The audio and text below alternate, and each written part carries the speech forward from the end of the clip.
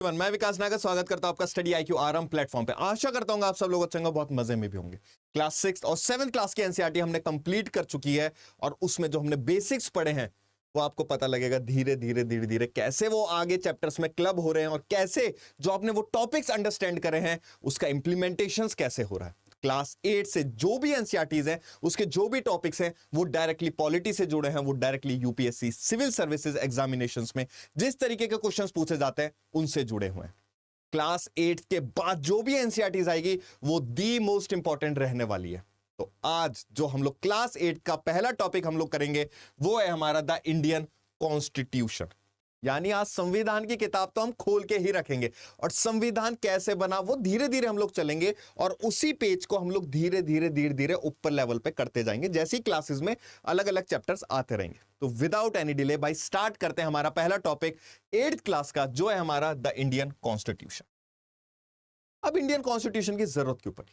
आपको पता है कि 200 साल तक ब्रिटिशर्स का राज था भारत पे और ब्रिटिशर्स अपने कानून खुद बना रहे थे और अपने कानून के हिसाब से भारत चला रहे थे। जो भी वो लॉज बना रहे थे वो इंडियन सिटीजन्स को मानने पड़ रहे थे, जिनसे उनके राइट्स भी वायलेट हो रहे थे और वो भारतीय भी हैं वो ये मालूम ही नहीं था। एक तरीके से ऐसा लग रहा था कि भाई ये देश ही अब ब्रिटिशर्स का है, जो वो बोलेंगे हमें मानना पड़ेगा। और जिस तरीके से लोगों के बीच में डिसयूनिटी आई थी, यूनिटी की जगह जो डिसयूनिटी आ गई थी, और उसके बाद जिस तरीके से उनको डिस्क्रिमिनेट किया गया है उनकी कास्ट के बेसिस पर, जिस तरीके से भारत के रेवेन्यू को निचोड़ा गया है, वो सारा काम ब्रिटिशर्स ने अपने दौरान में कर दिया था। फिर आए थे हमारे कुछ लीडर्स, कुछ विजनरीज, कुछ फ्रीडम स्ट्रगलर्स जिन्होंने भारत को एक नया फेज दिया था। धीरे धीरे भारत को यह समझ में आ रहा था कि भाई ब्रिटिशर्स जो हैं वो सिर्फ अपना फायदा देख रहे हैं, हमारे इंडियन सिटीजन्स जो हैं वो तो सिर्फ कहीं किसी कोने में बस पड़े हैं और बस काम कर रहे हैं, देश चल रहा है, वो लोग देश चला रहे हैं और अपने ही लोगों से लड़ रहे हैं। कहानी स्टार्ट हुई थी 1934 से। इंडियन नेशनल कांग्रेस जो एक पॉलिटिकल पार्टी थी, इंडियन नेशनल कांग्रेस जो एक पॉलिटिकल पार्टी थी, 1934 में उन्होंने ब्रिटिशर से यह बोल दिया कि हमें हमारा कॉन्स्टिट्यूशन चाहिए, हम अपना कॉन्स्टिट्यूशन, हम अपना संविधान खुद बनाएंगे, हमें आपका इंटरफेरेंस नहीं चाहिए। ब्रिटिशर शॉक थे कि भाई आखिरकार अब इंडियंस जो हैं वो अपना संविधान बनाने के लिए पूरे उग्र हो रहे हैं। और अगर यह डिमांड ब्रिटिशर्स ने नहीं मानी, ब्रिटिशर्स को कहीं ना कहीं यह तो पता लग रहा था, जिस तरीके से प्रोटेस्ट हो रही थी, जिस तरीके से मूवमेंट चलाए जा रहे थे, उनको पता लगा था कि हमारे ऊपर दबाव बन रहा है। और वो इसलिए बन रहा है कि हो गया यार, बहुत हो गए वो काले बादल, अब हमको वो काले बादल हटाने हैं और हमारा जो देश भारत है वो हमारे इंडियन सिटीजन्स के लिए होना चाहिए और वो डिसाइड करेंगे, हम भारतीय ही डिसाइड करेंगे कि भारत कैसे रूल होना चाहिए और उसका संविधान बनाकर, और जैसे ही संविधान बन जाएगा और ब्रिटिशर्स मान जाएंगे, ब्रिटिशर्स ऑटोमेटिकली अपनी पावर ट्रांसफर कर देंगे इंडिया में और वापस अपना ब्रिटेन चले जाएंगे। धीरे धीरे डिमांड बढ़ी, 1934 में डिमांड बढ़ी, 1940 में डिमांड बढ़ी, उस दौरान में अगस्त ऑफर जब आया था। फिर धीरे धीरे 1946 जिस दौरान में वर्ल्ड वॉर 2 चल रहा था, वर्ल्ड वॉर 2 ने ब्रिटेन को कहीं ना कहीं थोड़ा सा डिसबैलेंस कर दिया था। ब्रिटेन बहुत बुरी तरीके से हारा था, इंडियंस ने मना कर दिया था उनकी मदद करने के लिए। वर्ल्ड वॉर 2 में गांधी जी ने साफ बोल दिया था कि नहीं करेंगे हम आपकी मदद अगर आप हमारी डिमांड नहीं मान रहे हो तो। कॉन्स्टिट्यूशन बनाने की सरकारें चेंज हुई ब्रिटेन में 1945 में। उस दौरान में 2 पार्टी थी। उस दौरान में 1945 में यूके में हुए थे इलेक्शन। बहुत बढ़िया स्टोरी सुना रहा हूं मैं आपको, ठीक है ना, जिससे कि आप लिंक कर पाओगे कि क्या कहीं ना कहीं एक कैसा लिंक था, क्या रोड मैप था, क्या मीडियम था जिससे कि भारत संविधान आखिर में बन पाया। मूवमेंट पूरे एकदम अपने पीक पर थे, प्रेशर ब्रिटिशर्स पे बनाया जा रहा था लगातार। 1945 में यूके में इलेक्शंस हुए वर्ल्ड वॉर 2 खत्म होने के बाद। 2 पार्टीज थी, एक लेबर पार्टी और एक कंजर्वेटिव पार्टी, एक लेबर पार्टी और कंजर्वेटिव पार्टी। और आखिर में जो यूके के प्राइम मिनिस्टर बने थे वो बने थे एटली। एटली जो थे वो कहीं ना कहीं भारत की तरफ लीन थे, वो चाह रहे थे यार जितना भी सारा हमने अपना रेवेन्यू खर्च करा, जो भी पॉलिटिकल सिस्टम हमने वहां पे बनाया, जो भी लॉज हमने बनाए, वो अब किसी काम के नहीं रहने वाले हैं। क्यों? क्योंकि अब इनके ऊपर भी प्रेशर आ रहा था। अब प्रेशर क्यों आएगा भाई? वर्ल्ड वॉर 2 खत्म हुआ है, यूके बहुत ही बुरी तरीके से इकोनॉमिकली ड्रेन हो रहा है, फाइनेंशियली ड्रेन हो रहा है। यूके के लोग प्रोटेस्ट करने लग गए थे कि क्यों हमारे जो रिसोर्सेज हैं, क्यों हमारी जो अपॉर्चुनिटीज हैं, वो मतलब कि भारतीय लोगों के पास यानी इंडियंस यानी इंडिया भेजी जा रही है। और वो पूरी तरीके से अगेंस्ट हो गए थे उनके लिए। जब उनको पता लगा था कि कहीं ऐसा तो ना हो जाए कि मेरी गद्दी खतरे में है, उन्होंने साफ बोल दिया था, now this is the right time to transfer the power to Indians, और उनको बोल दिया जाए कि आप अपना संविधान बना सकते हो। 1946 में एटली ने फिर 1946 में एटली ने एक कैबिनेट मिशन भेजा, एक कैबिनेट मिशन भेजा। इस कैबिनेट मिशन में यूके के जो पार्टी जीती थी, एटली की जो पार्टी जीती थी, वहां से इन्होंने 3 कैबिनेट मिनिस्टर्स भेजे। 3 कैबिनेट मिनिस्टर्स भेजे। क्या कैबिनेट मिनिस्टर्स थे वो सारी चीजें मैं उतनी इन डेप्थ में नहीं घुसूंगा, वो धीरे धीरे आएंगे, बस ये स्टोरी का मजा लो, ठीक है। 3 कैबिनेट मिशन आए थे और उन्होंने बोल दिया था कि ठीक है, आप अपना संविधान बना सकते हो, आप अपनी कॉन्स्टिट्यूएंट असेंबली बना सकते हो, लेकिन जब तक संविधान नहीं बन जाता कंप्लीटली, तब तक आपको सिर्फ डोमिनियन स्टेटस दिया जाएगा। डोमिनियन स्टेटस यानी ब्रिटिशर्स रहेंगे, आप अपना संविधान बनाओ। जैसे आपका संविधान बनके कंप्लीट हो जाएगा, उसके बाद ब्रिटिशर्स टोटली चले जाएंगे और आप ही रूल करोगे, आप ही अपनी सरकार चुनोगे, और जो भी राइट्स होंगे, जो भी संविधान होगा, वो सब चीजें आप ही बनाओगे। 1949 2 साल 11 महीने और 18 दिन लगे थे भारत को पूरा का पूरा संविधान बनाने में। और 1949 26 नवंबर 1949 को भारत का संविधान पूरा बनके तैयार हो गया। लेकिन सर, रिपब्लिक डे जो हम बनाते हैं वो बोला जाता है इस दौरान में हमने हमारा संविधान लागू करा था। अडॉप्ट हमने 26 नवंबर 1949 को करा था, लेकिन हमने जो तारीख चुनी थी 26 जनवरी 1950 हमने चुनी थी, जिस दौरान में हम अपना रिपब्लिक डे सेलिब्रेट करा था, पहला रिपब्लिक डे, क्योंकि हमारा संविधान लागू होने वाला था। ये तारीख जो है 26 जनवरी, ये क्यों स्पेशल है? क्योंकि 26 जनवरी 1930 को जवाहरलाल नेहरू ने बोला था ब्रिटिशर से कि नेहरू रिपोर्ट में जो भी सारी कंडीशंस हैं, हमें हमारा संविधान चाहिए, हमें हमारे फंडामेंटल राइट्स यानी मौलिक अधिकार चाहिए, ये सारी डिमांड जब ब्रिटिशर्स के सामने रखी थी और ब्रिटिशर्स ने मना कर दिया था। लेकिन जवाहरलाल नेहरू ने 12 बजे तक का टाइम दिया था, मना तो बाद में करा था, 12 बजे तक का टाइम दिया था कि आप मान जाओ तो हम लोग प्रोटेस्ट नहीं करेंगे, नहीं तो मैं इंडिपेंडेंस का, भारत इंडिपेंडेंट हो चुका है उसका पहला नारा देने वाला हूं और अपना इंडियन फ्लैग होस्ट करने वाला हूं। और यही हुआ था। 26 जनवरी को जवाहरलाल नेहरू ने रिवर रावी पर इंडियन फ्लैग होस्ट कर दिया था। तो वो जो एक मेमोरेबल डे था वो सेलिब्रेट करा गया था हमारा, जिस दौरान में हमने अपना कॉन्स्टिट्यूशन एनफोर्स करा था, कमेंस करा था हमने कॉन्स्टिट्यूशन। और तब 26 जनवरी 1950 को टोटली कॉन्स्टिट्यूशन के जितने भी सारे आर्टिकल्स थे, जितने भी सारे प्रोविजंस थे, जितने भी सारे लॉस थे, वो सारे इस दौरान में लागू कर दिए गए। और तब हमारा दिन जो सेलिब्रेट किया जाता है 26 जनवरी, वो रिपब्लिक डे सेलिब्रेट किया जाता है। ठीक है, ये थी एक बैकग्राउंड स्टोरी जिससे कि आपको समझ में आए कि कैसे क्या चीजें चली थी। ठीक है, यूनिटी थी सारे मेंबर्स में, सब लोग यही चाह रहे थे, सब लोग यही चाह रहे थे कि हम अपना संविधान खुद बनाएंगे, साथ मिलके बनाएंगे। जो भी हमारा एक विजन है, जो भी हमने हर एक चीज पर्टिकुलर सोच रखी है, इंडियन सिटीजन्स को जो राइट्स नहीं मिले थे, वो सारी चीजें हम लिखेंगे अपने संविधान में। और जो रूल रहेगा वो किसी किंग का नहीं रहेगा, वो किसी पर्टिकुलर इंसान का नहीं रहेगा, वो रहेगा पब्लिक का, वो रहेगा इंडिया के सिटीजन्स का। तभी तो जब हम आगे प्रीएम्बल पढ़ेंगे ना, तो प्रीएम्बल में पहली लाइन लिखी है we the people of India, हम भारत के नागरिक, ये है सोर्स ऑफ अथॉरिटी, ये है सोर्स ऑफ पावर जो संविधान को मिलती है, ये है we the people of India. यानी संविधान का जैसे आप पन्ना पहला पलटोगे और उसके बाद जो प्रियम्बल आएगा उसकी पहली लाइन ही ये दे रखी है कि जो भी रूल करेगा भैया, जो भी लॉज बनाए गए हैं, जो भी राइट्स प्रोटेक्ट करे गए हैं, वो सारे इंडिया के सिटीजन्स के किए। जितनी भी सारी कंट्रीज थी, जो भी डेमोक्रेटिक कंट्री थी, उन सभी का संविधान था। लेकिन हर कंट्री जिसका संविधान है, क्या वो डेमोक्रेटिक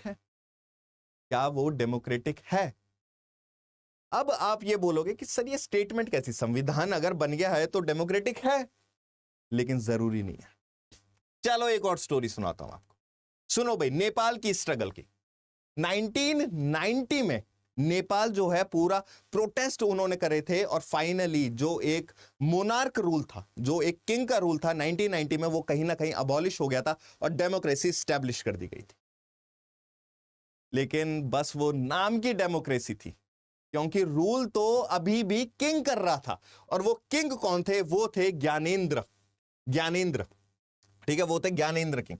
डेमोक्रेसी जो लास्ट करी थी वो 12 साल तक करी थी। अक्टूबर 2002 में ज्ञानेंद्र ये बोलते हैं कि अभी जो थोड़ा सा प्रोटेस्ट आ रहा है, थोड़ी सी अपराइजिंग आ रही है, वो माओइस्ट की तरफ से आ रही है, और उन माओइस्ट से बचने के लिए मैं आर्मी की मदद लेना चाह रहा हूं। और कहीं ना कहीं डेमोक्रेसी में चीजें क्या चल रही थी कि ज्ञानेंद्र जो किंग थे वो अपने ही रूल कर रहे थे, अपने ही लॉस के अनुसार चल रहे थे, और अपनी ही काउंसिल ऑफ मिनिस्ट्री बना रखी थी उन्होंने, जो रूल कर रही थी। संविधान का तो उस दौरान में कुछ जिक्र ही नहीं हो रहा था, कुछ भी जिक्र नहीं हो रहा था। Taking help from the army, जहां पर बाद में उन्होंने ये जब बोला था कि माओइस्ट की इंसर्जेंसी हो गई है, जिसकी वजह से आर्मी अब कहीं ना कहीं मेरी मदद करेगी और कंट्रोल लेगी। फरवरी 2005 में king became the de facto head of the government. De facto का मतलब होता है रियल हेड, डिफैक्टो का मतलब होता है रियल हेड। सरकार का रियल हेड बन गए थे हमारे 2005 में कौन? ज्ञानेंद्र। बाद में लोगों ने प्रोटेस्ट करी, धीरे धीरे बाद में रोड पे चल के आ गए और प्रेशर बनाया किंग के ऊपर, और वो प्रेशर का जो रंग निकल के आया था, वो जो खुशी निकल के आई थी, वो आई थी इस स्टेटमेंट से, abolition of monarchy and Republic formation इन 2008। जो किंग का रूल था वो पूरी तरीके से ऑफिशियली खत्म कर दिया गया था 2008 में, और नेपाल बन गया था एक डेमोक्रेटिक रिपब्लिक, जो उस दौरान में रेडी हो गया था। 2008 में बिल्कुल रेडी हो गया था कि मोनार्क चली गई है, किंग चला गया है, अब हम अपने नेपाल का संविधान खुद बनाएंगे। कंट्री डेमोक्रेटिक हो चुकी थी, संविधान बन गया था। क्या वो लिटरली डेमोक्रेटिक थी? क्या वो संविधान के हिसाब से चल रही थी? तो ये था वो एग्जाम्पल नेपाल का।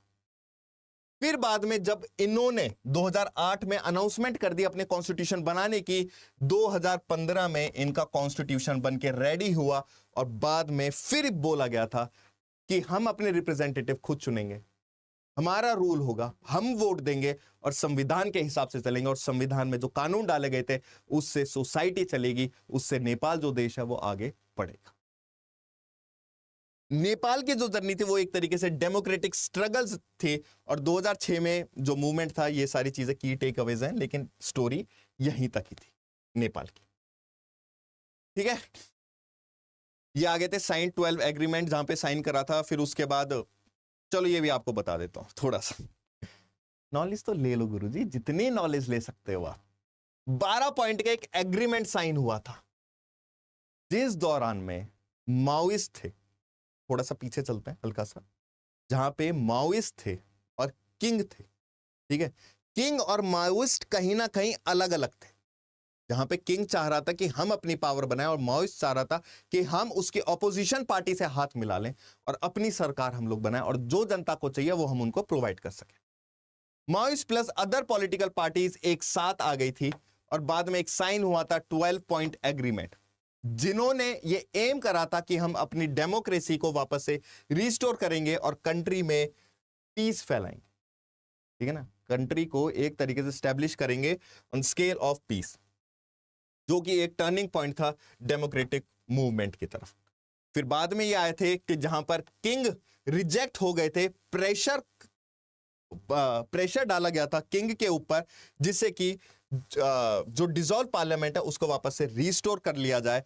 और फिर बाद में उन पॉलिटिकल पार्टीज ने फॉर्म करी थी अपनी खुद की सरकार, और इस सरकार ने बनाया था अपना नेपाल का कॉन्स्टिट्यूएंट असेंबली, जो बाद में 2015 में अपना संविधान बना के रेडी हो गई।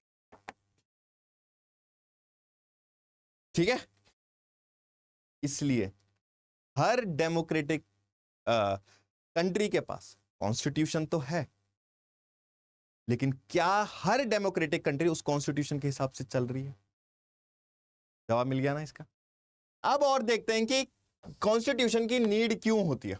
कॉन्स्टिट्यूशन एक तरीके से सेट करता है रूल्स और रेगुलेशंस हर एक सिटीजन के लिए जो इस देश में रह रहे हैं, जो एग्री भी हैं और जो एग्री भी हैं the basis of how they wish to be govern, उनके हिसाब से बनाया गया है।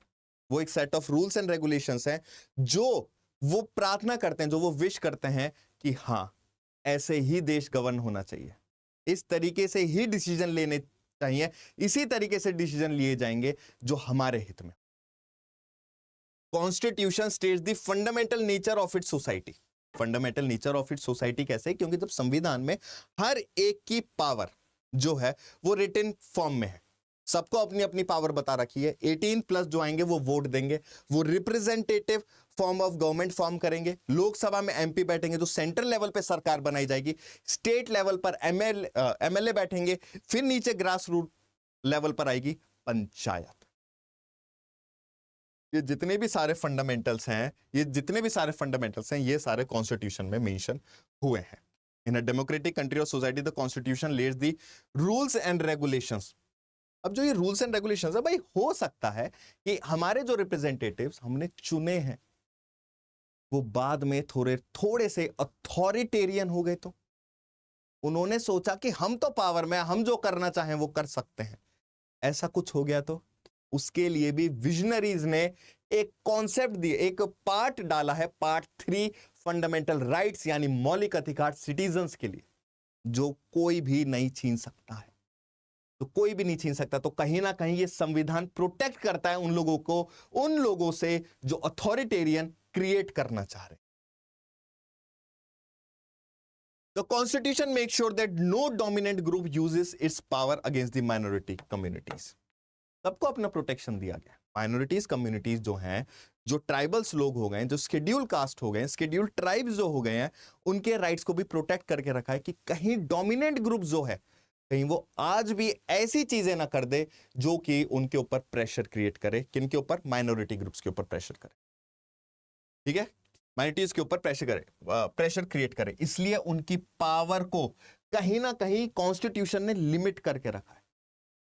Constitution protects against harmful decision that can hurt the broader principles believes in. जो संविधान है ना, कहीं ना कहीं हर एक डिसीजन को प्रोटेक्ट करता है, और ये रिफ्लेक्ट होता है हमारे पॉलिटिकल सिस्टम में। पॉलिटिकल सिस्टम में संविधान कैसे? अब यार आप मुझे एक चीज बताओ, दो चीजें हम लेते हैं। पॉलिटिकल सिस्टम में बहुत इंपॉर्टेंट रोल प्ले करता है कॉन्स्टिट्यूशन। जब नेपाल में जो रूल कर रहे थे वो कौन कर रहे थे? मोनार्क करते और काउंसिल ऑफ मिनिस्टर्स करते थे, जो चुने जा रहे थे मोनार्क के थ्रू यानी किंग के थ्रू। लेकिन संविधान अगर set of rules and regulation set कर रहा है, तो बाद में ये चीज किस चीज में कन्वर्ट हो जाएगी? ये कन्वर्ट हो जाएगी रिप्रेजेंटेटिव गवर्नमेंट में, रिप्रेजेंटेटिव गवर्नमेंट में। और इस रिप्रेजेंटेटिव गवर्नमेंट को इलेक्ट करेंगे कौन? Citizen of India. Citizen of India किसके through? Through universal adult franchise.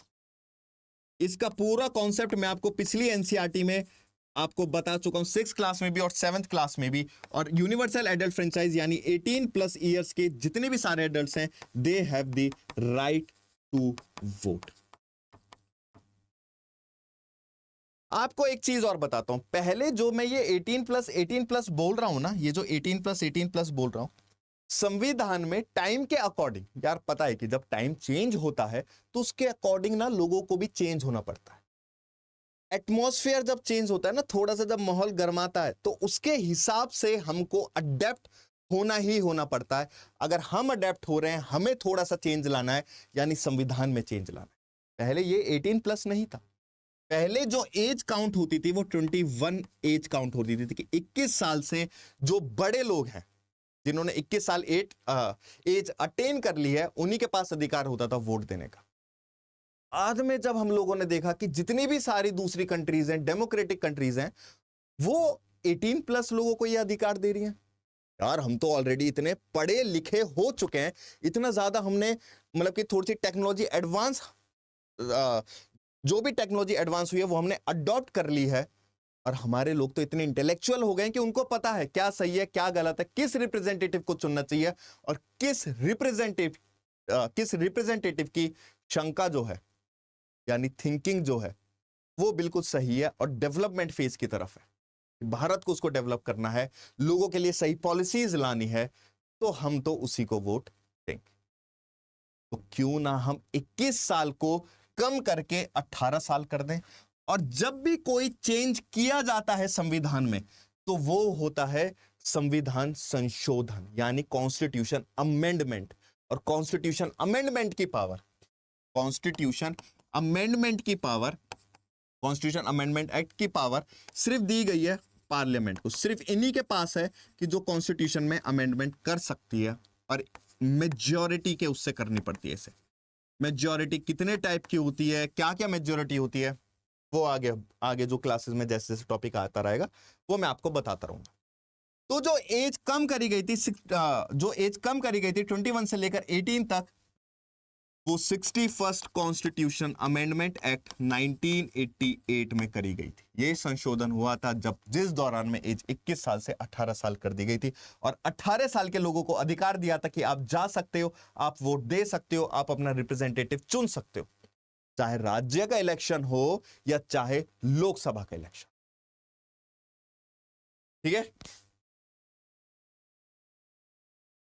Constitution ये हमने कर लिया है, reflects the in a democracy the leaders और representative are chosen by the citizens and exercise their power to run the government on their behalf. लोगों के behalf पे जो रिप्रेजेंटेटिव गवर्नमेंट हुई है वो डिसीजंस लेगी, वो आगे अपनी पावर्स यूज करेगी और डेवलपमेंट फेज की तरफ स्टैब्लिश करेगी। ठीक है, चलो नेक्स्ट।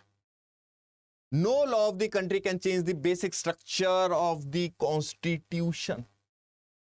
कोई भी कानून आ जाए, अगर इससे छेड़खानी करी, ये दो शब्द इतने ज्यादा इंपॉर्टेंट है ना पार्लियामेंट कर सकती है ना जुडिशरी कर सकती है इससे छेड़खानी। अगर इससे छेड़खानी करी ना, बेसिक स्ट्रक्चर से छेड़खानी करी, यानी भारत के संविधान से छेड़खानी करी। बेसिक स्ट्रक्चर कौन बताएगा भाई? बेसिक स्ट्रक्चर होता क्या है? क्या होता है बेसिक स्ट्रक्चर? अगर जुडिशरी में किसी ने दखलंदाजी करी, फंडामेंटल राइट्स छीनने की कोशिश करी, पावर जो सेपरेट करी गई है, भाई राज्य के पास ये पर्टिकुलर पावर है, सेंटर के पास ये पावर है, पंचायत के पास ये पावर है, उससे छेड़खानी करी गई, तो मतलब बेसिक स्ट्रक्चर से छेड़खानी। और कौन बताएगा? अगर बेसिक स्ट्रक्चर से छेड़खानी होती है और कानून बनाया जाता पार्लियामेंट द्वारा, तो किसके पास पावर है कि वो लॉ अबॉलिश कर सकता है? तो वो है supreme court. Supreme court decide करेगा कौन कौन से एस्पेक्ट जो है वो बेसिक स्ट्रक्चर के अंदर आते हैं। समझ गए? कौन कौन से एस्पेक्ट हैं जो बेसिक स्ट्रक्चर के अंदर आते हैं, वो कौन डिसाइड करेगा? वो सुप्रीम कोर्ट डिसाइड करेगा। कानून बनाने की पावर किसके पास है? तो पार्लियामेंट के पास पावर है। अगर पार्लियामेंट कोई ऐसा कानून बना देती है जो बेसिक स्ट्रक्चर से छेड़खानी कर रही है, जो कहीं ना कहीं मौलिक अधिकार छीन रही है लोगों का, तो Supreme Court has the right to null and void that particular law just because the parliament ने कहीं ना कहीं छेड़खानी करी है बेसिक स्ट्रक्चर के साथ। ठीक है। उस कॉन्स्टिट्यूएंट असेंबली में बड़े बड़े लीडर्स थे हमारे। बी आर अंबेडकर, जिनको जो चेयरमैन थे हमारी ड्राफ्टिंग कमेटी यानी ये देश घूमे थे। 60 लाख प्लस रुपए लगे थे टोटल संविधान बनाने में, क्योंकि हर एक चीज जुड़ी गई थी, उनके एक्सपेंसेस, दूसरी कंट्री में जाना, जिन्होंने संविधान बनाया उनसे हम क्या क्या चीजें ले सकते हैं, हम कैसे इजीली और जल्दी अडॉप्ट कर सकते हैं जिससे कि हमें ज्यादा सोचना ना पड़े, कौन कौन सी अच्छी चीजें हैं जो हम लोग अपने संविधान में डाल सकते हैं, कौन कौन सी चीजें जो हम दूसरे देश से बोरो कर सकते हैं। वो सारी चीजें किन्होंने करी थी, वो करी थी हमारे B.R. अम्बेडकर ने, जो चेयरमैन थे ड्राफ्टिंग कमेटी, क्योंकि कॉन्स्टिट्यूएंट असेंबली में काफी सारी कमिटीज बनाई थी, अलग अलग कमिटीज के हेड थे जो पर्टिकुलर काम अपनी अपनी कमिटी के अनुसार कर रहे थे। ठीक है, अब हम बात करते हैं की फीचर्स ऑफ, अब हम बात करते हैं की फीचर्स ऑफ कॉन्स्टिट्यूशन, यानी संविधान के हमारे क्या कौन कौन से की फीचर्स हैं। ठीक है, और एक चलो आपको एक फैक्ट और बताता हूं मैं आपको, एक फैक्ट और,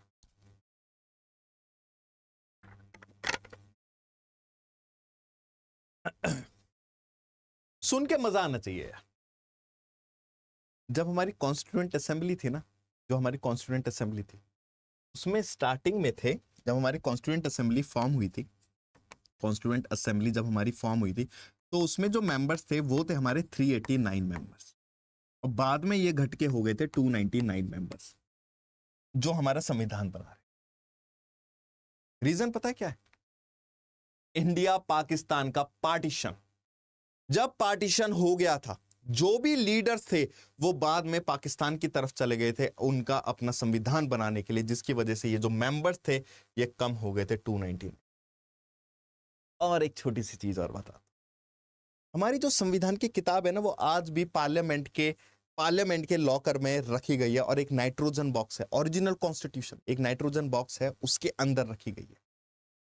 उसमें जब आप कभी भी आपको मौका मिले ना, जैसे कॉन्स्टिट्यूशन की कॉपीज मिलती हैं, कभी भी आपको देखने के मिले, तो उसका हमेशा ना लास्ट पेज खोलना, उस लास्ट पेज पर होंगे उन कॉन्स्टिट्यूएंट असेंबली लीडर्स के सिग्नेचर, और सबसे पहले होगा डॉक्टर राजेंद्र प्रसाद का, और 284 मेंबर्स थे, 284 मेंबर्स थे जिन्होंने साइन करा था हमारा कॉन्स्टिट्यूएंट असेंबली, और इसमें से 284 मेंबर्स में से 15 मेंबर्स जो थे वो विमेन थी। यानी देख लो कि विमेन को भी इतना महत्व दिया गया था उस दौरान में। हमारी सरोजनी नायडू, सुचिता कृपलानी जी भी, और भी बहुत सारी ऐसी विमेन जिन्होंने इंपॉर्टेंट रोल प्ले करा था भारत को रिपब्लिक करवाने में और भारत को इंडिपेंडेंट करवाने में। ठीक है, एक छोटा सा फैक्ट था, लेकिन धीरे धीरे जब आपको याद आएगा ना, जब हम इस फैक्ट के बारे में पढ़ेंगे, आपको याद आएगा कि सर आपने तब ये वाला पर्टिकुलर चीज आपने बताई थी। तब धीरे धीरे होता है ना कि एकदम मैं लोड नहीं देना चाहता हूं, तो हर एक क्लास में छोटा छोटा सेक्शन आपको बताता जाऊंगा एक्स्ट्रा, जो इस सब में नहीं लिखा हुआ है अभी के दौरान, क्योंकि हर एक चीज लिंक है। तो मैं मन तो करता है कि सारा आज की क्लास में तुम्हें दे दूं, लेकिन कोई नहीं, आराम आराम से चलेंगे, तुम्हारे ऊपर भी लोड ना है। तो हम आज पढ़ते हैं की फीचर्स ऑफ कॉन्स्टिट्यूशन, और पहला की फीचर आता है हमारा फेडरलिज्म, जिसको हम लोग बोलते हैं संघवाद, जिसको हम क्या बोलते हैं, जिसको बोलते हैं हम लोग संघवाद। एक ऐसी शासन प्रणाली जिसने सत्ता को दो भागों में बांट दिया है। कौन से भागों में? सेंटर और स्टेट। और बाद में तो जो हमारा ग्रास रूट लेवल पे पंचायत और म्युनिसिपैलिटी बनी थी, वो तो बहुत बाद में बनी थी, हमारी 1992 में लाई गई थी। केस तो बहुत टाइम से चल रहा था, कमिटीज तो 1957 से बनाई गई थी, लेकिन बाद में धीरे धीरे जो संविधान में जो उसको जगह मिली है वो 1992 में मिली थी, पंचायत और म्युनिसिपैलिटी को। तो दो भागों में जो बांटे, पहला हमारा सेंटर और दूसरा हमारा स्टेट। सेंटर गवर्नमेंट हो गई, स्टेट गवर्नमेंट हो गई, और हमारी पंचायत राज हो गई हर एक गांव में। सबको अपनी अपनी पावर दे रखी है, सबके पास अपनी अपनी एक पर्टिकुलर लिस्ट होती है। हमारे जो भारत का संविधान है उसमें कुछ पार्ट्स हैं, कुछ आर्टिकल्स हैं और कुछ स्केड्यूल्स हैं। ठीक है, क्या है? कुछ पार्ट्स हैं, कुछ स्केड्यूल्स हैं, और कुछ क्या है? हमारे आर्टिकल्स हैं, कुछ आर्टिकल्स हैं। तो जो लिस्ट अब लिस्ट क्या है? सेंटर के पास एक लिस्ट है, स्टेट के पास एक लिस्ट है, पंचायत राज के पास एक लिस्ट है, म्युनिसिपैलिटी के पास एक लिस्ट है। वो ये लिस्ट है, वो ये सारे कानून उसमें लिखे हुए हैं, जो कानून जो भी फंक्शन करेंगे, जो भी कानून के ऊपर बनाएंगे, टैक्सेस लेंगे, हर एक पर्टिकुलर चीज वो सेंटर करेगी, वो स्टेट करेगी, वो पंचायत करेगी या वो म्युनिसिपैलिटी करेगी। फॉर एग्जाम्पल जैसे सेंटर के पास है डिफेंस, तो डिफेंस के ऊपर जो भी डिसीजन लेने होंगे, जो भी कानून बनाए जाएंगे, हर एक चीज का डिसीजन कौन लेगा? सेंटर लेगी। स्टेट के पास क्या है? जैसे स्टेट के पास पुलिस है, स्टेट के पास पुलिस है, तो पुलिस के ऊपर कौन डिसीजन लेगी? उसकी रिक्रूटमेंट के ऊपर कौन डिसीजन लेगी? तो वो स्टेट लेगी। पंचायत आ गया, पंचायत जैसे टोल्स हो गए हैं, छोटे छोटे जैसे कोई भी एक पर्टिकुलर कुछ लॉज हो गए हैं, तो उसके ऊपर कानून कौन बनाएगा? तो पंचायत बनाएगी। और इन जो ये लिस्ट प्रोवाइड करी गई है, इसमें कोई एक दूसरा छेड़खानी नहीं कर सकता।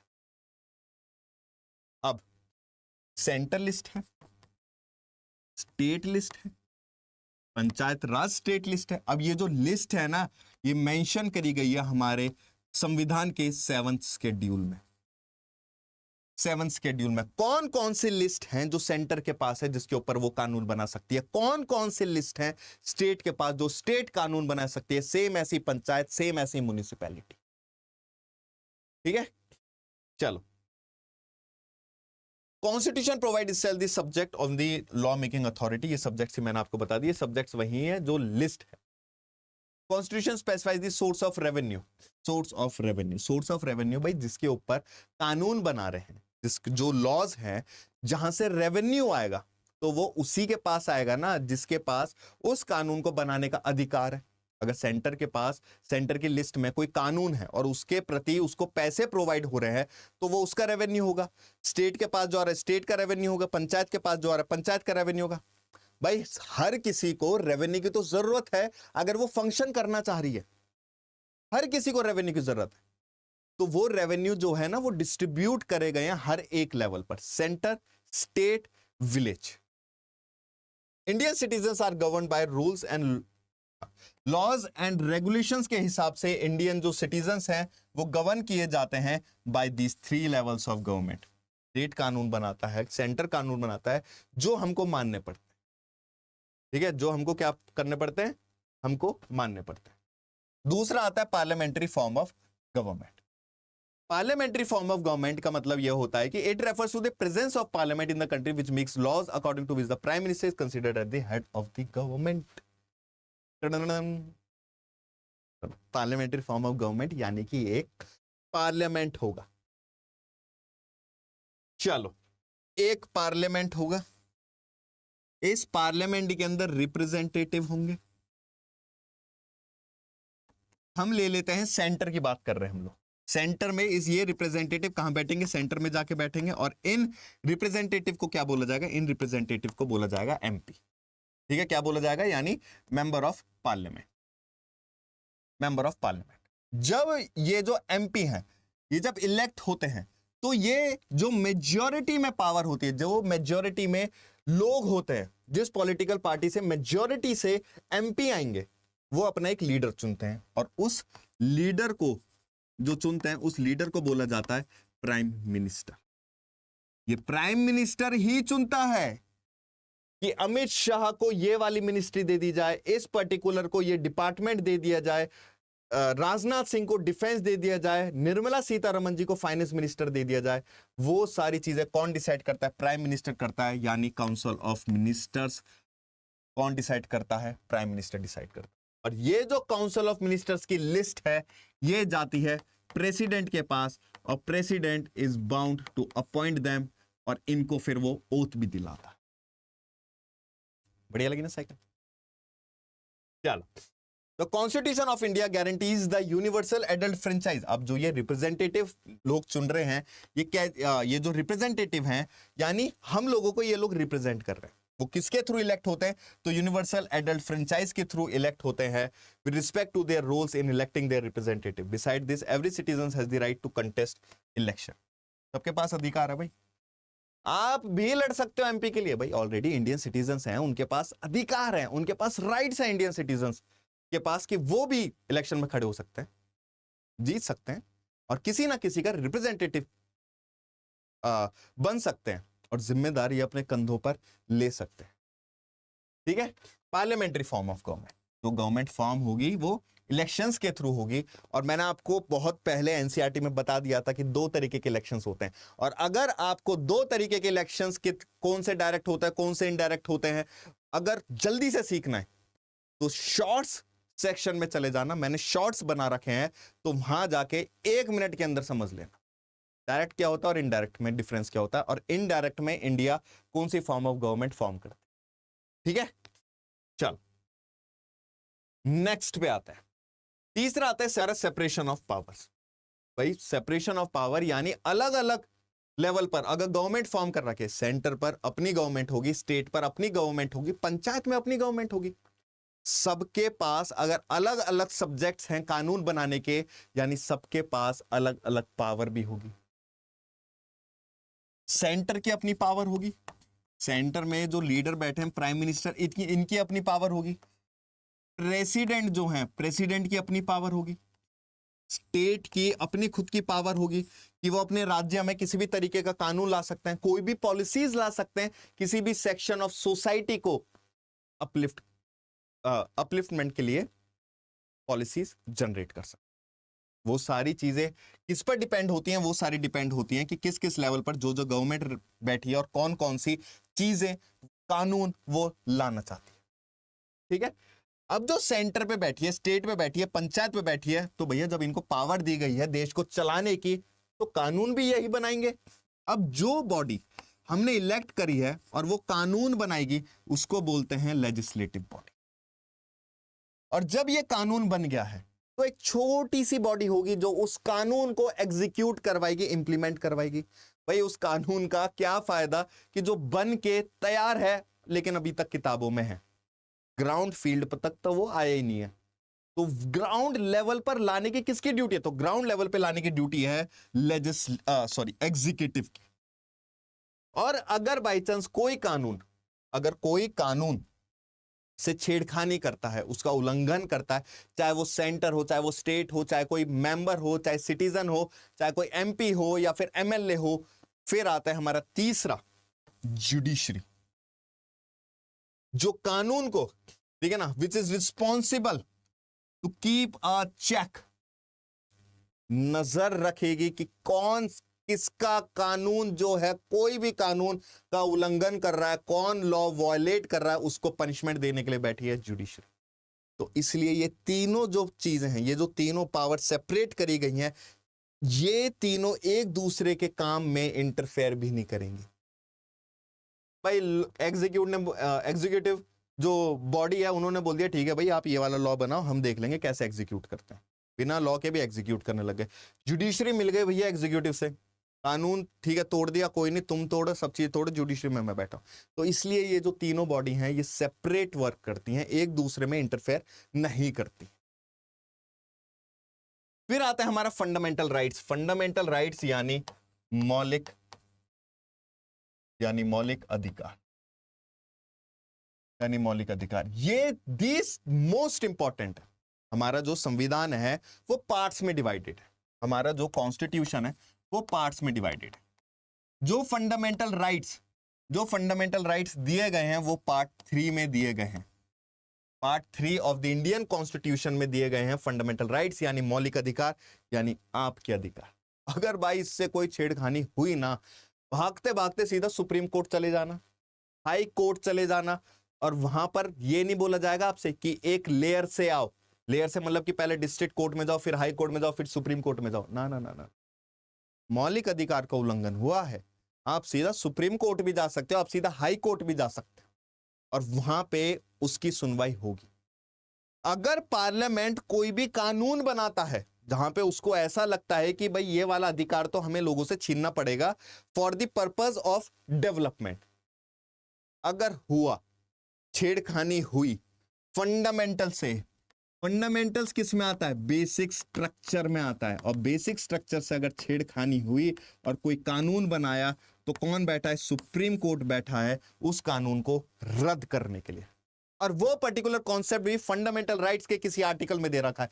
किस आर्टिकल में दे रखा है एक बार गूगल करो और कमेंट सेक्शन में जरूर लिखना, ठीक है। फंडामेंटल राइट्स दिए हुए हैं, मौलिक अधिकार दिया हुआ है जो कहीं ना कहीं सिटीजन्स को प्रोटेक्ट करते हैं उन पावरफुल पॉलिटिकल लीडर से, उस सरकार से जो कहीं ना कहीं अथॉरिटेरियन, जो कहीं ना कहीं डिक्टेटरशिप तो नहीं लाना चाह रही। लोगों के राइट्स हैं भाई, अधिकार हैं, इसलिए ये जो राइट्स हैं ये जस्टिसिएबल हैं। जस्टिसिएबल हैं यानी कि भाई कोर्ट में जा सकते हो, आपको प्रॉपर जस्टिस दिया जाएगा सुप्रीम कोर्ट या हाई कोर्ट द्वारा। अब कौन कौन से मौलिक अधिकार है? राइट टू इक्वालिटी, अगर कोई भी डिस्क्रिमिनेट करता है, कोई भी डिस्क्रिमिनेट करता है, ठीक है, चलो इसका मैं थोड़ा सा आपको बता देता हूं।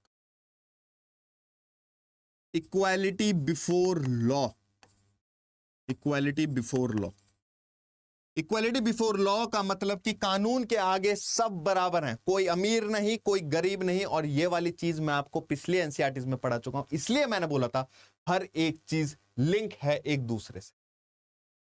उसके बाद नो डिस्क्रिमिनेशन, वो भी राइट टू इक्वालिटी में आता है, सबको बराबरी मिलेगी।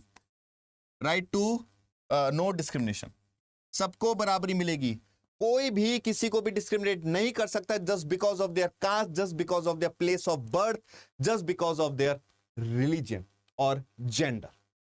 कोई डिस्क्रिमिनेट नहीं कर सकता। अगर डिस्क्रिमिनेट हुआ, अनटचेबिलिटी हुई, छुआछूत हुई कि तुम दलित हो, तुम नीची जात के, पनिशमेंट मिलेगी। क्यों? क्योंकि कहीं ना कहीं आप उस पर्टिकुलर इंसान का क्या उल्लंघन कर रहे हो? उसका फंडामेंटल राइट उल्लंघन कर रहे हो। और इसलिए पार्लियामेंट ने कानून बना रखे हैं, सिविल प्रोटेक्शन राइट एक्ट, वो सारे कानून के तहत आपको फिर पनिशमेंट दी जाएगी।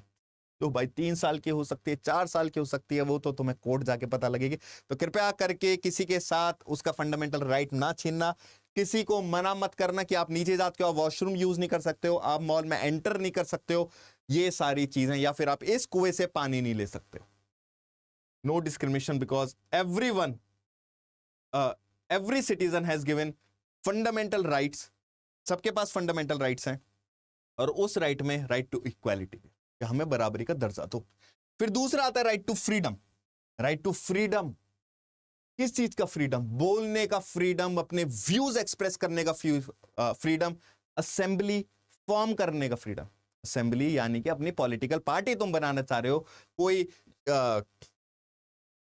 यूनियन बनाना चाह रहे हो, ठीक है, वो मेरे दिमाग में कुछ और आ रहा था, यूनियन बनाना चाह रहे हो, तो वो सारी चीजें आपके पास फ्रीडम है। आप कहीं इंडिया में रहना चाह रहे हो, आप कहीं पर भी घूमना चाह रहे हो, ड्राइव पर जाना चाह रहे हो, या कोई भी प्रोफेशन आप फॉलो करना चाह रहे हो, वो सारी चीजें आप कर सकते हो, क्योंकि आपके पास राइट टू फ्रीडम है।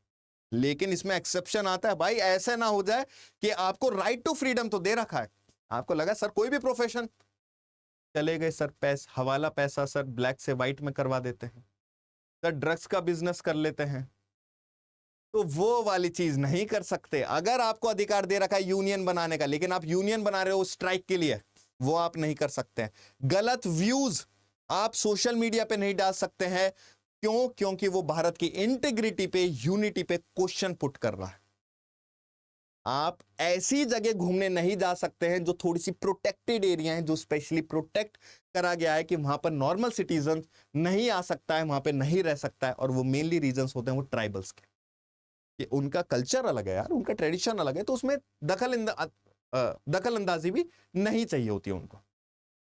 Right against exploitation, right against exploitation की भाई जहां पर ह्यूमन ट्रैफिकिंग आती है, ह्यूमन लेबर आती है, ठीक है, बॉन्डेड लेबर आती है, जहां पर होते हैं ना पेड सेक्स होते हैं, कि किडनैप करके उनको बाद में ब्रॉथल में भेज दिया जाता है, या ऐसी चीजें जहां पे वो एक्सप्लॉइट होते हैं, जहां पे छोटे छोटे बच्चे जो हैं उनको काम करने के लिए उनके पेरेंट्स कहीं ना कहीं किसी दुकान पर या फिर डेंजरस फैक्ट्रीज में डाल देते हैं, जिनकी वजह से उनकी हेल्थ कंडीशन डिट्रॉइट हो जाती हैं।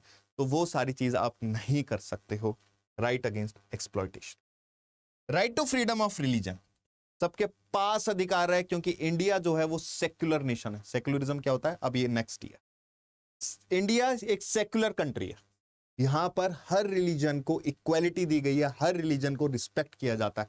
आप अगर फॉलो कर रहे हैं हिंदुज्म, ठीक है ना, इस्लाम, उसके बाद क्रिश्चियनिटी, बुद्धिज्म, जैनिज्म, कोई भी रिलीजन, सबको बराबर अधिकार है। कोई भी स्टेट गवर्नमेंट किसी भी रिलीजन को महत्व नहीं देगी, कोई स्पेशल लॉज नहीं बनाए जाएंगे। ठीक है, आपका बिलीफ है कि मुझे ये धर्म फॉलो करना है, आप कर सकते हो। कल्चरल एंड एजुकेशनल राइट्स, जितने भी सारे माइनॉरिटीज हैं हमारे में, चाहे वो ट्राइबल माइनॉरिटीज हों या फिर रिलीजन के उससे वो माइनॉरिटीज हों, सबके पास अधिकार है कि वो अपने राइट्स प्रोटेक्ट कर सकते हैं, अपना खुद का इंस्टीट्यूट बना सकते हैं और एजुकेशन प्रोवाइड कर सकते हैं अपनी पर्टिकुलर कम्युनिटी को, जिससे कि उनकी कम्युनिटी को एक छोटी सी अपलिफ्टमेंट मिले। Right to constitutional remedies, right to constitutional remedies article 32 में आता है। ये बी आर अंबेडकर जी ने इस पर्टिकुलर आर्टिकल के लिए एक स्टेटमेंट बोला था। आर्टिकल 32 इज द हार्ट, यानी दिल, हार्ट एंड सोल, आत्मा ऑफ इंडियन कॉन्स्टिट्यूशन। क्यों बोला था कि अगर ये सारी चीजों का उल्लंघन हुआ तो आर्टिकल 32 के तहत सुप्रीम कोर्ट रिट्स इशू करता है किसी को उसकी, sorry to say that word, औकात बताने की। 5 तरीके की रिट्स होती हैं, वो हम लोग आगे डिस्कस करेंगे जब पर्टिकुलर टॉपिक आएगा। तो बी आर अंबेडकर ने बोला था ये पर्टिकुलर राइट है जहां पर लोगों के फंडामेंटल राइट्स को कहीं ना कहीं एक प्रोटेक्शन मिलती है, एक तरीके से शील्ड का काम करता है कि आप कुछ भी छीन लो, सीधा आर्टिकल 32 यूज करो और सीधा कोर्ट उस पर्टिकुलर कानून जो बना है या फिर आपका फंडामेंटल राइट का उल्लंघन हुआ है तो उस पर्टिकुलर इंस्टीट्यूट को रिट इशू कर देगी, उस पब्लिक अथॉरिटी को रिट इशू कर देगी, एक लेटर भेज देगी कि बेटा थोड़ा सा संभल के ठीक है। तो वैसे तो ये जो है ना, ये मैंने आपको ऊपर ऊपर से बताएं, इसके अंदर सब आर्टिकल्स भी होते हैं जो हम लोग बढ़िया डिस्कशन करेंगे आगे, और फिर उसके बाद धीरे धीरे जब चैप्टर पढ़ेगा ना, और बहुत मस्त इंटरेस्टिंग स्टोरीज के साथ आपको हर एक टेक्निकल टर्म इजी कर दूंगा, और ये मेरी गारंटी। स्टार्टिंग में भी बोला था, आज भी बोल रहा हूं, आगे भी बोलूंगा, क्वालिटी इजी लगने लगी, एक भी क्वेश्चन बाहर नहीं। साथ रहना, हर एक चैप्टर को उतनी इंपॉर्टेंट नजरिए से देखना, समझना। ठीक है, तो टोटल हमारे कितने फंडामेंटल राइट्स होते हैं? टोटल हमारे 6 फंडामेंटल राइट्स होते हैं। सेक्युलरिज्म, इंडिया जो एक स्टेट, अब आपको एक चीज मैं बता दूं, ये जो मैं बार बार स्टेट यूज कर रहा हूं ना, ये जो बार बार स्टेट यूज कर रहा हूं, ये मैं किसी पर्टिकुलर राज्य के लिए नहीं बोल रहा हूं, किसी पर्टिकुलर राज्य के लिए नहीं बोल रहा हूं, इसका एक मीनिंग यूज करा गया, इसका एक मीनिंग यूज करा गया है स्टेट। स्टेट इसमें थोड़ा सा ना ब्रॉड मीनिंग आता है, इसमें, इस स्टेट में थोड़ा ब्रॉड मीनिंग आता है, ब्रॉड मीनिंग आता है। ये स्टेट होती है हमारी गवर्नमेंट, और इस गवर्नमेंट में जो भी हमारा आता है, president, prime minister, public authority, council of minister, state government, हमारे स्टेट गवर्नमेंट में हमारे सीएम, एमएलए, कमिश्नरेट आ जाता है, हमारे यूनियन टेरिटरीज हमारी आ जाती हैं, वो सारे क्लब करके जो एक वर्ड दिया गया है, वो दिया गया है एक स्टेट। अगर इनमें से कोई भी पर्टिकुलर लोग या पर्टिकुलर इंसान या फिर पब्लिक फिगर आपसे आपका फंडामेंटल राइट छीनती है, तो यानी आप उसके खिलाफ केस कर सकते हो, आप सीधा सुप्रीम कोर्ट जा सकते हो, और इन पर्टिकुलर लोगों के पास आएगा एक रिट जो आर्टिकल 32 के तहत सुप्रीम कोर्ट इशू करेगा। ठीक है। सेक्युलरिज्म, सेक्युलरिज्म यानी कि the state called secular when doesn't promote any one religion, कोई भी पर्टिकुलर स्टेट यानी सरकार, सरकारी तो है, एक पार्टी तो है सरकार की, जब कोई गवर्नमेंट यानी स्टेट कोई भी एक पर्टिकुलर रिलीजन को प्रमोट नहीं करती है, क्योंकि पहले मैंने आपको बताया था राइट टू रिलीजन में ये बोल रखा है, सेक्युलर एक वर्ड दे रखा है कि हर एक के पास ये अधिकार है कि वो अपना रिलीजन फॉलो कर सकता, बिलीफ, व्यूज, इंस्टीट्यूट स्टैब्लिश कर सकता। ठीक है। तो ये थे हमारे की फीचर्स ऑफ डेमोक्रेसी, और एक तरीके से द इंडियन कॉन्स्टिट्यूशन का छोटा सा एक बेस जो मैंने आज की क्लास में बना दिया, आज की क्लास में मैंने बना दिया वो छोटा सा एक, और जब धीरे धीरे इसी को थोड़ा सा ग्रेड करेंगे ना, ग्रेड अप करेंगे, थोड़ा सा ऊपर ऊपर ऊपर ऊपर ऊपर ऊपर जाएंगे, मजा आ जाएगा। फिर आप चीज लिंक करोगे, ओ ये स्टोरी, अच्छा ये स्टोरी, और वो स्टोरी बार बार मैं रिपीट करता जाऊंगा ना, आपको क्लास में चीजें रट जाएंगी। तो एक बार जरा क्वेश्चंस देख लेते हैं। Which of the following best reflects the spirit of constitutionalism in a democracy? Rule by a majority with absolute power, rule of law, restricting arbitrary use of authority, flexible use of laws to maintain order, governance through emergency power. तो इसका जो सही answer है इसका है rule of law restricting arbitrary use of authority. का मतलब ये होता है कि संविधान जो बनाया गया है उसमें लिखा गया है रूल्स एंड रेगुलेशन, मेंशन करे गए, उन रूल्स एंड रेगुलेशंस का अगर कोई भी उल्लंघन करता है, कोई भी पार्लियामेंट या फिर स्टेट गवर्नमेंट उल्लंघन करती है, वॉयलेट करती है, तो वो कहीं ना कहीं प्रोटेक्ट करती है उन सिटीजन्स को। क्यों? क्योंकि बेसिक स्ट्रक्चर से छेड़खानी करी है तो सुप्रीम कोर्ट उस लॉ को नल एंड वॉइड कर देगा। तो संविधान में जो लॉज मेंशन करे गए, जो पावर्स दी गई हैं सबको, उसके बाहर जाकर अगर कुछ चीज यूज होती है तो कहीं ना कहीं वो आर्बिट्री पावर को क्या कर देगी? अबॉलिश कर देगी, रेस्ट्रिक्ट करती है हमारी कहीं ना कहीं कॉन्स्टिट्यूशन, हमारे भारत का संविधान। ठीक है। Consider the following statement, right to constitutional remedies is available during national emergency, constitution prohibits discrimination in a private employment. एक क्वेश्चन मैंने आपको पहले दिया था, कमेंट सेक्शन में बताना है, और ये वाला जो क्वेश्चन है गूगल करना, नेशनल इमरजेंसी, ठीक है, गूगल करना ये वाली चीजें, क्योंकि पता क्या रहता है, जब आप गूगल करोगे ना तो आप इधर और उधर की चीज भी थोड़ी सी एक्स्ट्रा इंफॉर्मेशन लोगे, तब आप फ्लो में रहोगे। क्योंकि मैं चाहता हूं जब मैं आपको कुछ चीज अगर पढ़ाऊं भी ना, मैं ये नहीं बोल रहा हूं कि खुद पढ़ लो, ठीक है ना, समझ में नहीं आ रही कोई दिक्कत की बात नहीं है, लेकिन जब आप कोशिश करोगे ना गूगल करना, कुछ भी एक पर्टिकुलर चीज या पर्टिकुलर कॉन्सेप्ट को सीखना, तो और फिर उसके आसपास जो चीजें लिखी होंगी ना, एक्स्ट्रा इंफॉर्मेशन, वो जब आपके दिमाग में जाएगी तो आप कहीं ना कहीं सोचोगे, जिससे कि आपके दिमाग में जब क्वेश्चन आएगा, जब मैं ये वाला टॉपिक लाऊंगा, नेशनल इमरजेंसी लाऊंगा, ये वाला क्वेश्चन मैं आपको करवाऊंगा, तब आपको समझ में आएगा ओ इसका ये क्वेश्चन, और आप मुझसे वही वाला क्वेश्चन पूछोगे। इसलिए गूगल करना ये वाली चीज, और इसका आंसर अगर आपको मिल जाता है तो कमेंट सेक्शन में जरूर देना। चलो next, in which of the following cases can the state restrict fundamental rights to promote economic development in the interest of national security and public order for administrative convenience to maintain political dominance? इसका answer है हमारा B, in the interest of national security and public order।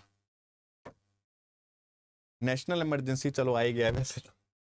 National emergency, जब national emergency लगती है, national emergency कब लगती है? जब युद्ध छिड़ जाता है, जब युद्ध छिड़ जाता है, जब युद्ध छिड़ जाता है तो भैया ये थोड़ी बोला जाएगा, जो मैंने आपको बताया था राइट टू फ्रीडम में, आप कहीं भी जा सकते हो, आप कहीं भी रह सकते हो, ये उस दौरान में आप जा रहे हो घूमते फिरते कि मजा आएगा भाई, चलो पहाड़ पे घूमने चलते हैं, चलो उत्तराखंड घूमने चलते हैं, चलो हिमाचल घूमने चलते हैं, तो आपका जो मौलिक अधिकार है ना उस दौरान में रेस्ट्रिक्ट कर दिया जाता है और आप ही को प्रोटेक्ट करने। ठीक है, तो कुछ केसेस ऐसे होते हैं जहां पर जो स्टेट है, अब स्टेट का मैंने आपको मीनिंग बता दिया था, इसका एक वाइड मीनिंग होता है, यानी गवर्नमेंट, यानी जितने भी सारे जो मैंने आपको एक फिगर्स दी थी, पार्लियामेंट हो गया, पार्लियामेंट के अंदर में सीएम, प्रेसिडेंट, प्राइम मिनिस्टर हो गया, हमारी पब्लिक अथॉरिटी के सारे इंप्लॉइज हो गए, जो भी सरकार से जुड़े हुए हैं वो सारे कंसिडर होते हैं as a state. Restrict fundamental rights किस दौरान में? जब नेशनल सिक्योरिटी पे कोई बात आ जाए या पब्लिक ऑर्डर पे बात आ जाए। आपको पता है ना आर्टिकल 19, जब भी ऐसा वॉर होता है ना तो एक आर्टिकल 19 होता है, आर्टिकल 19 होता है राइट टू फ्रीडम, वो कहीं ना कहीं रेस्ट्रिक्ट कर लिया जाता है, कहीं ना कहीं एक रेस्ट्रिक्ट कर लिया जाता है। अब आप मुझसे एक क्वेश्चन तो जरूर पूछोगे, अब जो थोड़े से हैं, थोड़े बहुत अगर पढ़े होंगे आगे जाकर और ये रिवीजन कर रहे हैं तो उनको पता होगा कौन से दो ऐसे आर्टिकल हैं जो हम लोग नहीं छेड़ सकते। ठीक है, तो वो भी कमेंट सेक्शन में लिखना, लेकिन कोई नहीं, वो तो मैं आगे बताऊंगा, धीरे धीरे धीरे धीरे हम लोग चल रहे हैं, एक एक आर्टिकल हर एक क्लास में हम लोग धीरे धीरे करते जा रहे हैं, जैसे टॉपिक वो आता जा रहा है। ठीक है, आर्टिकल 19 जो है वो कहीं ना कहीं ऑटोमेटिकली अबॉलिश कर, अब अबॉलिश तो नहीं होता है, मतलब आर्टिकल 19 को रेस्ट्रिक्ट कर दिया जाता है, आपसे वो राइट कुछ टाइम के लिए छीन लिया जाता है जब तक नेशनल इमरजेंसी होती है। धारा 144 लगती है ना, वो कहीं ना कहीं एक स्टेट लगाता है, उत्तर प्रदेश लगाता है, जहां पे दंगे हो जाते हैं, यानी आपका मौलिक अधिकार आपसे वापस ले लिया जाता है। Which of the following statement correctly describe the nature of Indian state? The Indian state is secular, hence religion has no place in public life. Thus, Indian state is secular, but it ensures equal treatment and freedom of religion. The Indian state gives preference to majority religion. The Indian state does not allow religious institutions to exist. तो इसका answer है B, secular है, जहां पर ये ensure करते हैं कि हर एक कम्युनिटी के जो रिलीजन वो फॉलो करना चाह रहे हैं उनको इक्वल ट्रीटमेंट मिले और उनके पास कोई भी प्रेशर ना हो, कोई भी मतलब उनके पास फ्रीडम हो कि वो अपना रिलीजन जो है वो फॉलो कर सकते, ठीक है, फॉलो कर सकते हैं। अब ये आ गया, थैंक यू। तो इसलिए मैंने आपसे बोला था, कल भी मैंने आपसे ये बोला था कि 8th class the most important होने वाली है और उसके बाद की जो भी एनसीईआरटीज होने वाली है वो दी मोस्ट इंपॉर्टेंट होने वाली है। आई होप आपको ये लेक्चर पसंद आया होगा और कृपया करके जो भी मैंने आपसे क्वेश्चंस पूछे हैं वो कमेंट सेक्शन में जरूर बताना। और अगर आपका दोस्त आपके साथ तैयारी कर रहा है तो प्लीज कृपया करके उस तक ये वीडियो पहुंचाना, शेयर करना, सब्सक्राइब करना मत भूलना। ऐसी वीडियोस हम लोग एनसीईआरटी सीरीज चलाते आ रहे हैं। हिस्ट्री, इकोनॉमिक्स भी आ गई है, पॉलिटी मेरे हाथ में है, उसके बाद सी सेट की भी तैयारी अभी स्टार्ट हो ही जाएगी, क्लासेस आपके सामने आ जाएंगी। तो सब्सक्राइब जरूर कर लेना जिससे कि वीडियो रेगुलरली आपके पास आते रहे और एक भी दिन 2028 सिविल सर्विस एग्जामिनेशंस की अगर आप तैयारी कर रहे हो तो एक भी दिन मिस ना हो जाए। छोटे छोटे स्टेप्स लेंगे, ठीक है। तो मिलते हैं अगली क्लास में सेम इंटरेस्टिंग चैप्टर के साथ जहां पर हम पॉलिटी को निचोड़ के रख देंगे और धीरे धीरे समझेंगे कि कैसे ये शासन चलता है। मिलते हैं अगली क्लास में। Till then take care, bye bye and see you soon.